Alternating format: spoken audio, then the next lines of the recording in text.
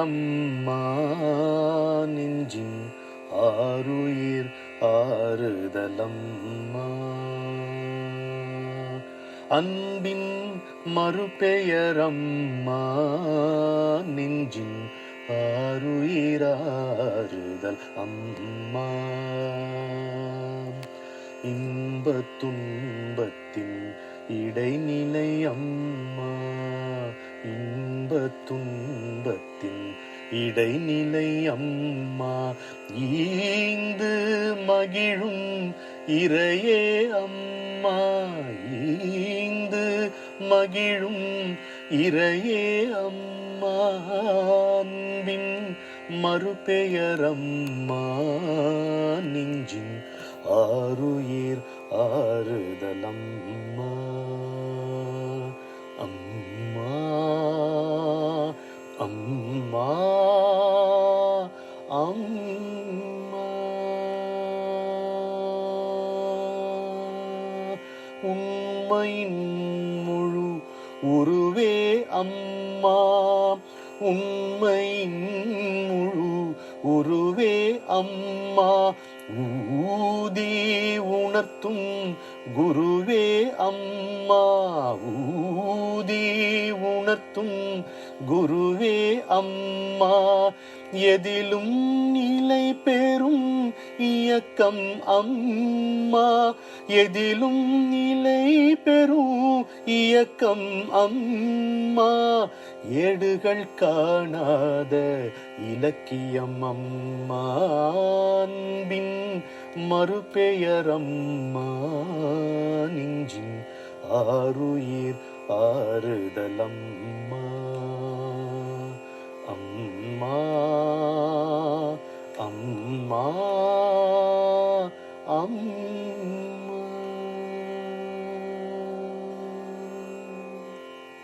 வணக்கம்.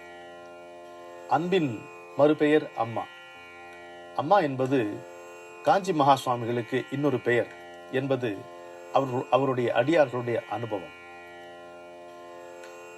அம்மா அப்பா இல்லாதவர்களுக்கு மட்டுமில்லை, இருப்பவர்களுக்கு கூட சிறப்பான அன்னையாக விளங்கியவர் மகா சுவாமிகள். எத்தனையோ பேருக்கு அவர் காஞ்சி காமாட்சி அம்மனே, எத்தனையோ பேருக்கு அவர் பராசக்தியே, எத்தனையோ பேருக்கு அவர் பெற்ற தாய்க்கு சமானமாக இருந்தவர். அப்படி எத்தனையோ நிகழ்ச்சிகளை நாம் பார்க்கிறோம். ஒரு முறை ஒரு பையன், ஒரு சிறுவன் அவர்கிட்ட வந்து நிற்கிறான். ஏன் ஒரு மாதிரி இருக்க அப்படின்னு கேட்கிறார். சொல்லு, எதுக்கு வந்த சொல்லு, ஏன் ஏதோ மனசு கஷ்டமா உனக்கு என்ன அப்படின்னு கேட்கிறார். இல்லை, வீட்டில் ஒரே சண்டையா இருக்கு, அதுதான் அப்படிங்கிற அந்த பையன். விவரம் சொல்லலை.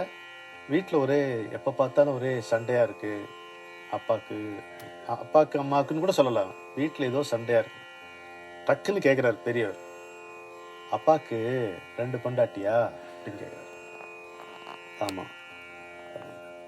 ஓ, அதனால இந்த மூத்தா இளையா தகராறு, அம்மாட்ட பேசும்போது சண்டை வருது, இல்லை இவளுக்கு சண்டை வருது, அப்படிதானே? ஆமா ஆமா. சரி, அப்ப நீ என்ன பண்ணணும் தெரியுமா? சொல்லுங்க. இவன் இந்த பையன் வந்து மூத்தாளுடைய பையன். பெரியவர் சொல்றார், நீ என்ன பண்ணணும் தெரியுமா? சொல்லுங்க சுவாமி.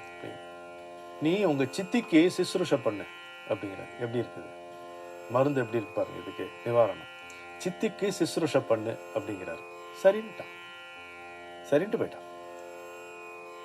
அதுதான் அவர் காட்டுகின்ற மார்க்கம். அதாவது என் குருநாதர் சொல்வார், patience is the antidote to arrogance. இன்னொருத்தருடைய அகங்காரத்துக்கு சரியான மாற்று என்னன்னு கேட்டீங்கன்னா பொறுமைதான். பொறுத்துப்போ. துருவன் தவம் செய்து மீண்டும் சித்தியினுடைய அன்பை பெற்றான். அப்படி தவத்தில் உட்கார முடியுமா? இந்த காலத்துல நம்மளால முடியாது. அதனால இன்னும் சுலபமான வழியை அவர் சொல்லுகிறார். அவளுக்கு பணிவிடை செய், அவளோடு அனுசரித்து போ. அந்த பையன் அந்த சித்தியை அனுசரித்து போகிறான், அவளுக்கு அன்பாக பணிவிடை செய்கிறான். அதில் அகமகிழ்ந்து அந்த சித்தி அவனிடம் அன்பாக இருக்க துவங்கினால் அதையும் அந்த பையன் வந்து சொல்லுகிறான். இது ஒரு அருமையான நிகழ்ச்சி. அதாவது பெரிய மிரக்கல் என்ன நீங்க பாத்தீங்கன்னா, மனமாற்றம் தான் பெரிய மிரக்கல். அதிசயம்னா மனமாற்றம். ஒருவருடைய மனசு ஒரு தீய எண்ணங்களிலிருந்து நல்ல எண்ணங்களை நோக்கி மாறுவது, கொந்தளிப்பிலிருந்து அமைதியை நோக்கி மாறுவது, வெறுப்பிலிருந்து அன்பை நோக்கி மாறுவது, இந்த மாற்றம் தான் நம்ம அதிசயமாக கருத முடியும் இல்லையா? தோன்றி மறைகின்ற அதிசயங்கள் அதிசயமே கிடையாது.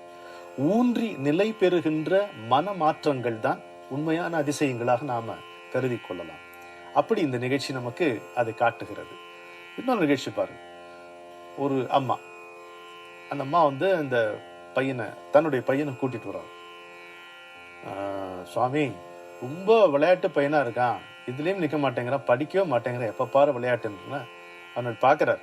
பார்த்துட்டு, ஆமா இவன் விளையாட்டு பையன் தானே அப்படின்றாரு. இந்த அம்மாவுக்கு புரியல, என்ன இப்படி சொல்றாரு. பார்த்தா அவன் பெரிய ஸ்போர்ட்ஸ்மேன் ஆகிறான் பின்னால. ஆமா இவன் விளையாட்டு பையன் தானே அப்படிங்கிறாரு. பார்த்தா ஒரு நல்ல கிரிக்கெட்டோ ஹாக்கியோ அதுலயோ பெரிய ஆளா அவன் ஒரு ஸ்போர்ட்ஸ்மேனா வருகிறான். கொஞ்ச நாள் கழித்து அந்த அம்மா திரும்ப அந்த பையனை கூட்டின்னு வரான். கூட்டின்னு என்ன அப்படின்னு கேட்டா, அந்த அம்மாயாருடைய கணவன் இறந்து போயிட்டார்.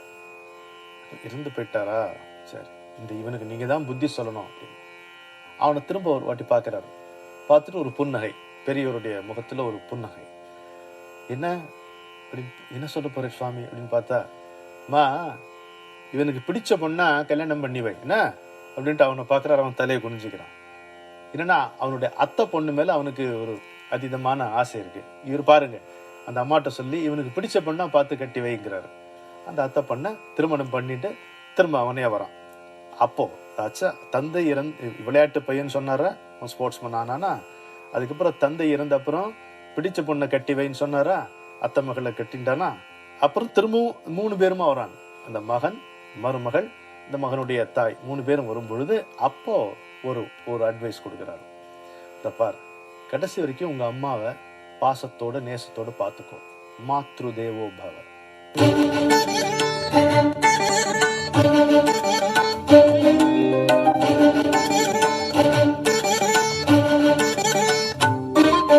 அந்த அம்மாட்ட சொல்லி இவனுக்கு பிடிச்ச பொண்ணா பார்த்து கட்டி வைங்கிறாரு. அந்த அத்தை பொண்ணை திருமணம் பண்ணிட்டு திரும்ப அவனே வரான். அப்போ தந்தை விளையாட்டு பையன் சொன்னார, ஸ்போர்ட்ஸ்மேன் ஆனானா. அதுக்கப்புறம் தந்தை இறந்த அப்புறம் பிடிச்ச பொண்ணை கட்டி வைன்னு சொன்னாரா, அத்தை மகளை கட்டின்றானா. அப்புறம் திரும்பவும் 3 பேருமா வராங்க. அந்த மகன், மருமகள், இந்த மகனுடைய தாய் 3 பேரும் வரும் பொழுது அப்போ ஒரு அட்வைஸ் கொடுக்கிறாரு. இந்த பார், கடைசி வரைக்கும் உங்க அம்மாவை பாசத்தோட நேசத்தோட பார்த்துக்கோ. மாத்ரு தேவோ பவ. அன்னை என்பவள் தெய்வத்துக்கு சமானம். மாத்ரு தேவோ பவ என்று 2 முறை அவனுக்கு சொல்லி அவன் சரின்றான். பிரியமா பார்த்துக்கிறான். இன்னும் அழகான நிகழ்ச்சி, படிப்படியான நிகழ்ச்சி. அந்த குடும்பத்து கூடவே அவர் இருந்து ஒரு ஆலோசகராக இருந்து அவங்கள வளர்த்திருக்கார் பாருங்க. அங்க ஒரு மரணம் நிகழ்கிறது, ஒரு மங்களகரமான காரியம் நிகழ்கிறது. அந்த மங்களகரமான காரியத்திற்கு பிறகு இந்த பாசமே உருவான வடிவான இந்த தாயினுடைய எதிர்காலம் என்னவா இருக்கும் என்ற ஒரு கேள்வியும் எழுகிறது. 3ஐயும் அவர் சமாளித்து அந்த மகனுக்கு பிடிச்சதையும் செய்யறார், தாய்க்கு மனமகிழும்படியாகவும் செய்யறார். அப்புறம் அந்த மருமகளுக்கும் மன மகிழ்ச்சி. ஆனா 2 பேரும் சேர்ந்து இந்த அம்மாவை பார்த்துக்கணுங்கிற அந்த கட்டளையும் அன்பு கட்டளையும் அவர் இடுகிறார். அதுதான் அம்மாங்கிறது. அதனால்தான் பெரியவரை அம்மான்னு கொண்டாடுறாங்க. இன்னொரு முறை ஒரு கணவனும் மனைவியும் வருகிறார்கள். கணவனும் மனைவியும் அவருடைய குறை என்ன? குழந்தை இல்லைங்கிறது குறை. அவங்களுக்கு குழந்தை இல்லை, பிறக்கல. பெரியவர் பார்க்கிறார். அவருக்கு நிதர்சனமாக தெரிகிறது, இந்த பிறப்பில் அவர்களுக்கு குழந்தை இல்லை தெரிகிறது. இதை நம்ம எப்படி சமாளிப்போம் கொஞ்சம் சொல்லுங்க. ஒரு ஜோசியரா இருந்தா என்ன சொல்லலாம்? உங்களுக்கு குழந்தை பிறக்காது, நீங்க வேணா அதை பரிகாரம் பண்ணுங்க, இது பரிகாரம் பண்ணுப்போம், இப்படிதானே சொல்ல முடியும். இல்ல வேற ஏதாவது சூசகமா சொல்ல முடியும். நீங்க வேற எங்கேயாவது போய் வேணா கேட்டு பாருங்க, இன்னும் பெரியவரை போய் கேட்டு பாருங்க, அது மாதிரி ஏதாவது சொல்லலாம். மகா சுவாமிகள் அது மாதிரி எல்லாம் எதுவுமே சொல்லல. குழந்தை பிறக்கலையா அப்படி பார்த்தார். பார்த்துட்டு ஒரு அழகான கிருஷ்ணர் விக்கிரகம் அவர் கையில இருக்கு, யாரோ கொடுத்தது, அதை காட்டுறார். எப்படி இருக்கு இது? இந்த கிருஷ்ணன் நல்லா இருக்கா அப்படின்னு கேட்கிறாரு. ரொம்ப நல்லா இருக்கு பெரியவன், இதுதான் உங்களுடைய குழந்தை அப்படின்னு சொல்லி கொடுக்கிறார். எவ்வளவு நாசுக்கு, எவ்வளவு நாகரிகம்! தெரிவிக்க வேண்டிய செய்தியை சற்றும் எந்த விதமான குறையுமின்றி தெரிவித்து விடுகிறார். அதே சமயத்தில் அவர்களுடைய மனம் கோணாமல், புண்படாமல், அவர்கள் அதிர்ச்சியுறாமல். 2வது. 3வது, இவர் கையிலிருந்து ஒன்று கொடுக்கப்படுகிறது என்றால் அது தான் பெற்ற ஒரு பேற்றை விட மிகப்பெரிய பெருமை, சிறப்பு அல்லவா? அதனால இதுதான் உங்களுடைய குழந்தை என்று கண்ணனை அவர்களுக்கு குழந்தையாக்கி அவர் கொடுக்கிறார். இப்படி அவர் எல்லா பல குடும்பங்களில் பல நிகழ்ச்சிகளுக்கு ஆலோசகராக இருந்து வந்திருக்கிறார் என்பதை நாம் பார்த்து மெய்சிருக்கிறோம். இன்றைக்கு மகா சுவாமிகளுடைய வாக்கியம் என்ன? ஈசனை தவிர வேறு பொருள் இல்லை என்ற அனுபவம் வந்துவிட்டால் ஆசைக்கு இடம் இல்லை. ஈசனை தவிர வேறு பொருள் இல்லை என்ற அனுபவம் வந்துவிட்டால் ஆசைக்கு இடம் இல்லை. அப்போ என்னன்னா, ஒருத்தர் நம்ம ஊர்க்காரங்களே நிறைய கேட்பாங்க, oh we have too many gods பாங்க. சுவாமி சின்மயானந்தர் நினைக்கிறேன் அதுக்கு பதில் சொன்னோம், no we don't have too many gods. அப்போ you say that you have only one god, we don't even have only one god, we have only God. இருப்பது இறைவன் மட்டுமே, வேறு எதுவுமே இல்லை. நீங்கள் பார்க்கின்ற எதுவும் இறைவனுடைய சுரூபம் தான். இறைவனுடைய பல வடிவங்கள், இறைவனுடைய ஒரே வடிவம் தான் இது. இருப்பது கடவுள் மட்டுமே. இந்த அனுபவம் நமக்கு வாய்த்து விட்டால் தனியே ஒரு பொருள் மீது ஆசையோ அதனால் விளைகின்ற வெறுப்போ வராதுங்கிறார். இதுதான் முக்கியமான. ஈசனை தவிர வேறு பொருள் இல்லை. God alone is, he alone exists, I am a nobody என்கின்ற ஒரு தெளிவு நமக்கு வந்துவிட்டது என்றால் அதற்கு பிறகு எதன் மீதும் ஆசை வராது. எதன் மீதும் ஆசை இல்லை என்றால் எதனாலும் நமக்கு எதிர்பார்ப்பு இருக்காது, எதன் மீதும் வெறுப்பும் வராது என்பதற்காக இதை சொல்லி இருக்கிறார். இதைத்தான் வள்ளுவர் பற்றுக பற்றற்றான் பற்றினை அப்பற்றை பற்றுக பற்று விடற்கு அப்படிங்கிறார். இது ஒரு பழக்கம், இது ஒரு பழக்கமாக நம்ம ஆக்கிக் கொள்ளலாம். மகா சுவாமிகளுடைய மகா வாக்கியம் நம்மால் கடைபிடிக்க முடியாதென்றால் அவரிடமிருந்து வெளிப்பட்டிருக்க செய்யாது. அதை நம்ம தெளிவாக புரிந்து கொள்ள வேண்டும். நமக்காக அவர் அருளி இருப்பது. எனவே எங்கும் ஈசனை நாம் காண்பதற்கு முயற்சி செய்வோம். ஐயமில்லாத அமைதி அம்மா, ஒவ்வொரு சொல்லிலும் உயிரே அம்மா, ஓங்காரம் என்னும் உணர்வே அம்மா, அவ்விடம் யுவ்விடம் ஆக்கியதம்மா, அன்பின் மறுபெயரம்மா, நெஞ்சின் ஆருயிர் ஆறுதலம்மா, அம்மா அம்மா அம்மா.